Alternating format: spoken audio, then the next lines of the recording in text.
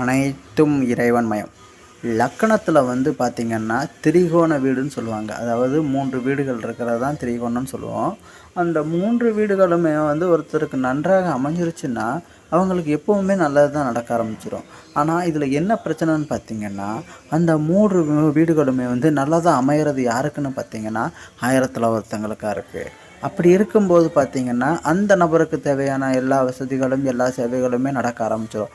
பொதுவாக பிரச்சனைகள் தாங்கக்கூடிய திறன்லாம் இருக்கும். அடுத்து வர்ற பிரச்சனையை அப்போது பார்த்து கொள்ளலாம்.